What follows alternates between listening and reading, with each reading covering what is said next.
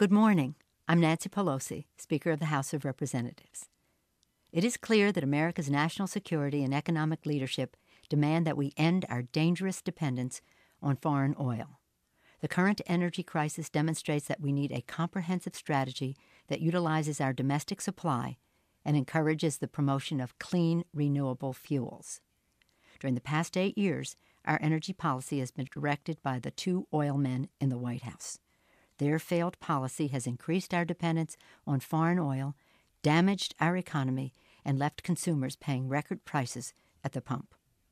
Republicans in Congress continue to follow the Bush-Cheney-McCain leadership.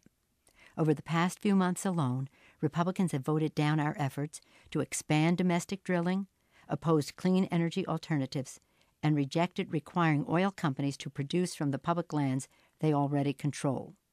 President Bush even refused our request to suspend buying oil at record prices for the federal stockpile until we passed a law, and the price fell by over $20 a barrel. The Republican proposal, not surprisingly, is the same as big oil's: more public land and more tax breaks. It is time we revisited the relationship between American taxpayers and consumers who own the valuable oil reserves and big oil who profit from them. A responsible domestic drilling program means an end to royalty holidays that deprive taxpayers of the royalties they deserve, an end to subsidies for profit-rich oil companies, and a requirement that big oil drill the oil leases they already own.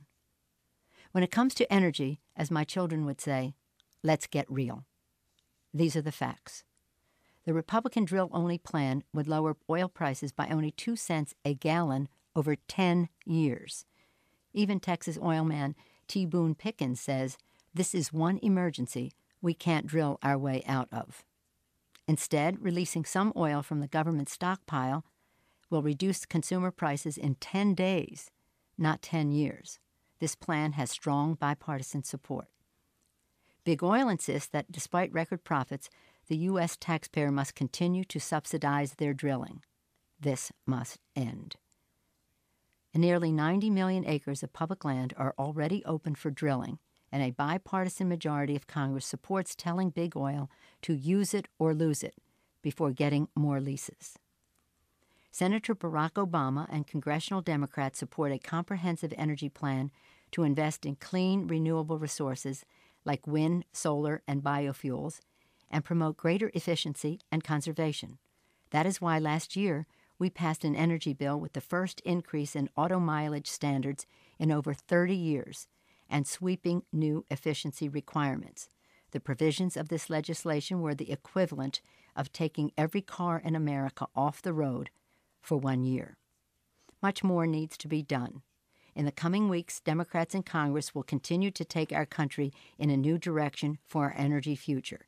We hope our Republican colleagues will join in a bipartisan effort not only to increase domestic supply, but also to help consumers and to protect the environment.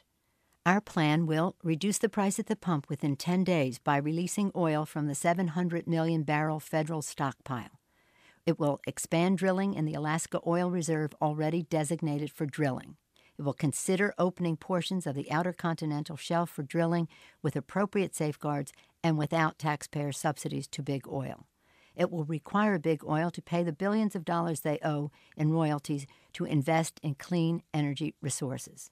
It will create a federal renewable electricity standard, cut mass transit costs for commuters, address the role that undue and excessive speculation plays in driving up the cost of oil, and it will increase the use of natural gas, which is abundant, clean, and cheap.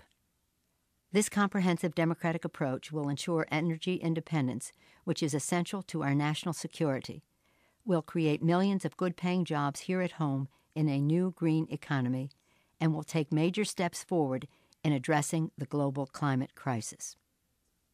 America faces a choice: a continuation of the Bush-Cheney-McCain approach that perpetuates the failed policies that have reduced soaring prices, or a comprehensive bipartisan strategy that develops new and traditional sources of energy. Let's work together to seize this critical moment and craft a new energy future of innovation and independence. This is Speaker of the House Nancy Pelosi. Thanks for listening.